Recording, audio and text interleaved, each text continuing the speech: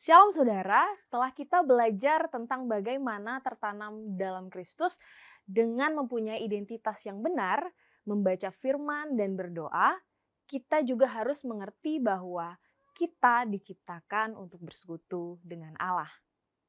2 Korintus 5 ayat 17 sampai 19 berkata, "Jadi siapa yang ada di dalam Kristus, ia adalah ciptaan baru, yang lama sudah berlalu, yang baru sudah datang.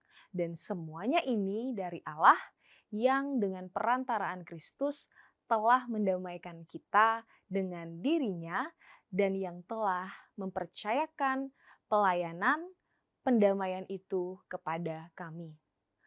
Sebab Allah mendamaikan dunia dengan dirinya oleh Kristus dengan tidak memperhitungkan pelanggaran mereka, dan ia telah mempercayakan berita pendamaian itu kepada kami.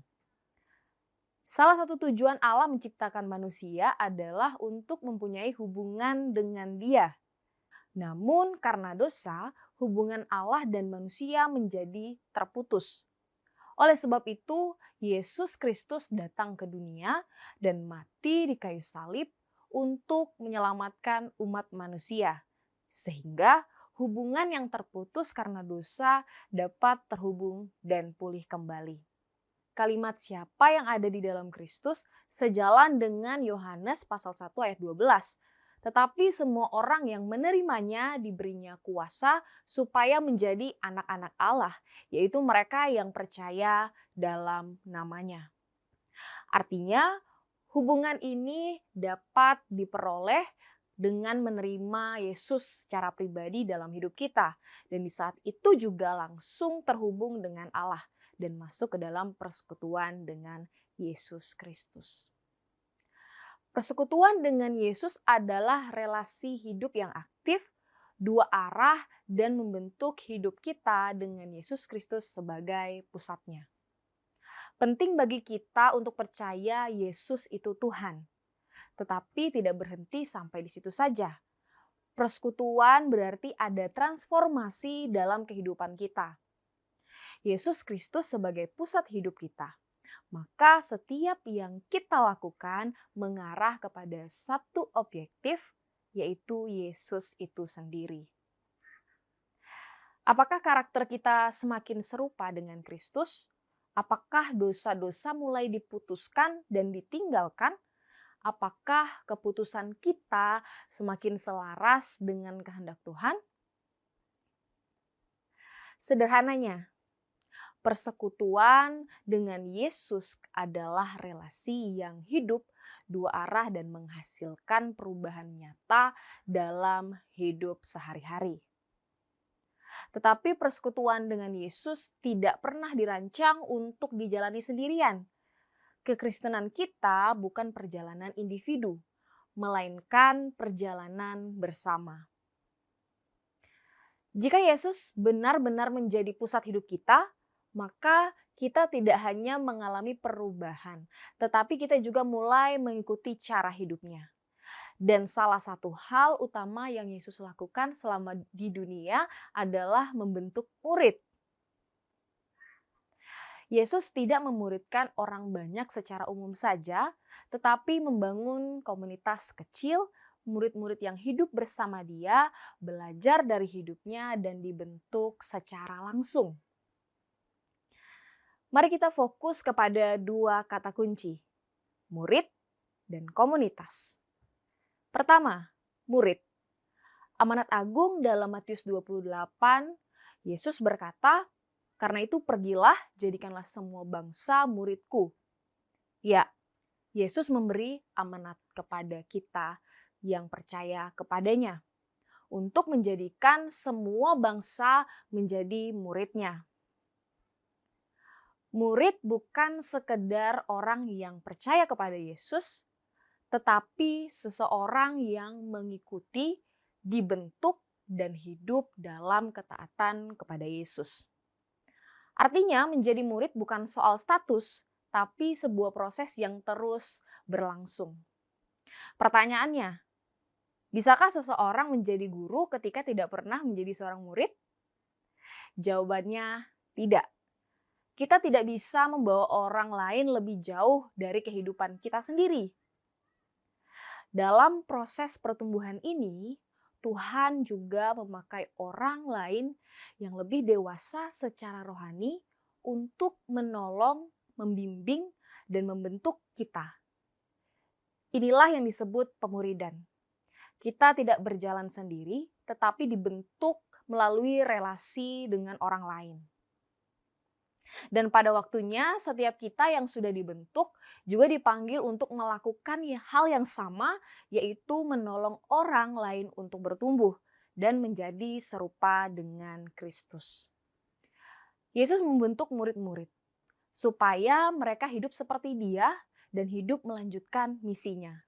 Tapi Yesus menunjukkan kepada kita seperti apa kehidupan seorang murid yang sejati, yaitu hidup yang sepenuhnya bergantung dan taat kepada Bapa.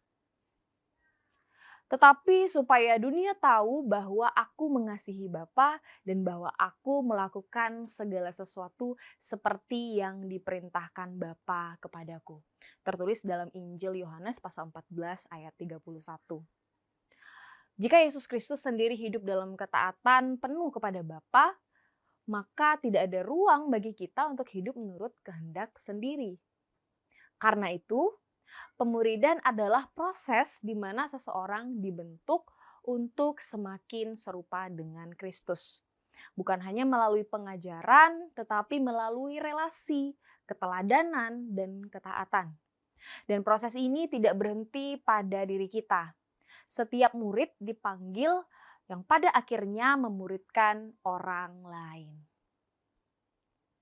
Proses menjadi murid dan memuridkan orang lain ini akan terus berlangsung sepanjang kehidupan kita dan tidak bisa terjadi secara instan atau sendirian. Maka dibutuhkan kata kunci kedua, yaitu komunitas. Sangat baik untuk kita hadir dalam ibadah hari Minggu, tetapi ibadah saja tidak cukup untuk membentuk kita menjadi murid. Karena pertumbuhan yang nyata, pembentukan karakter, dan belajar hidup dalam ketaatan tidak terjadi dalam kerumunan, tetapi dalam relasi yang dekat. Itulah sebabnya kita membutuhkan komunitas kecil, tempat di mana kita bisa dikenal, ditolong, ditegur, dan dibentuk.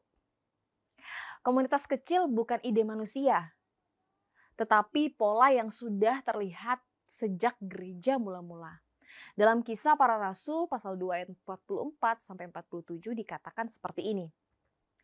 Dan semua orang yang telah menjadi percaya tetap bersatu dan segala kepunyaan mereka adalah kepunyaan bersama dan selalu ada dari mereka yang menjual harta miliknya lalu membagi-bagikannya kepada semua orang sesuai dengan keperluan masing-masing. Dengan bertekun dan dengan sehati mereka berkumpul tiap-tiap hari dalam bait Allah. Mereka memecahkan roti di rumah masing-masing secara bergilir dan makan bersama-sama dengan gembira dan dengan tulus hati sambil memuji Allah. Dan mereka disukai semua orang dan tiap-tiap hari Tuhan menambahkan jumlah mereka dengan orang yang diselamatkan. Kita melihat bahwa mereka tidak hanya berkumpul di bait Allah, tetapi juga bersekutu di rumah masing-masing. Mereka hidup bersama, saling menolong, dan bertumbuh dalam kehidupan sehari-hari.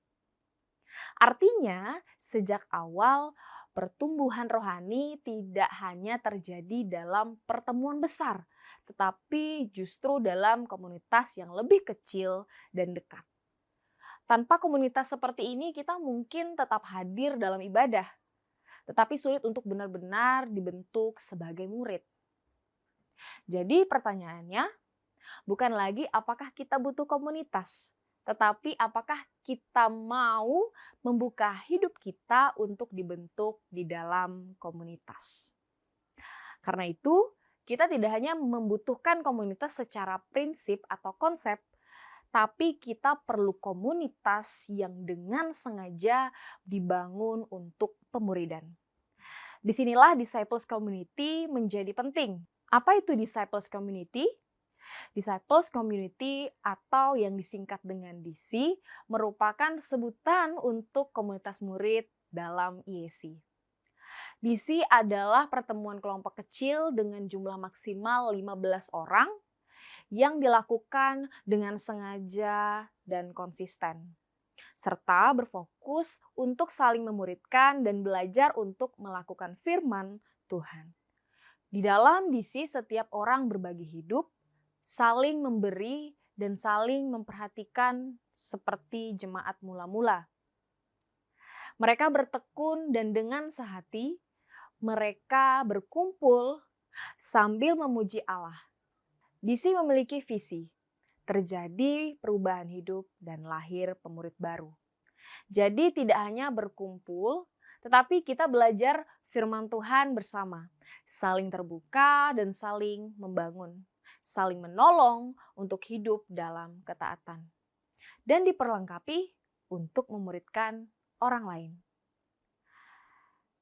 Menjadi bagian dari gereja bukan hanya soal hadir dalam ibadah, tetapi tentang tertanam dalam komunitas yang memuridkan. Dengan kata lain, DC adalah tempat di mana kita benar-benar hidup sebagai murid. Tetapi penting untuk kita mengerti bukan sekedar ikut DC, tapi tertanam di dalamnya. Karena tanpa komitmen yang nyata, tidak akan ada pertumbuhan yang nyata. Tertanam berarti kita dikenal, kita terbuka, kita mau dibentuk. Tanpa itu, DC hanya menjadi pertemuan, bukan tempat pemuridan. Karena itu, respon kita bukan hanya mengerti, tetapi mengambil langkah. Mari bergabung di dalam DC, hadir dengan setia, membuka hidup untuk dibentuk, dan mulai belajar memuridkan orang lain. Karena pada akhirnya kita tidak dipanggil hanya untuk menjadi orang percaya, tetapi menjadi murid yang hidupnya dibentuk dan dipakai untuk membentuk orang lain. Mari menjadi murid yang memuridkan.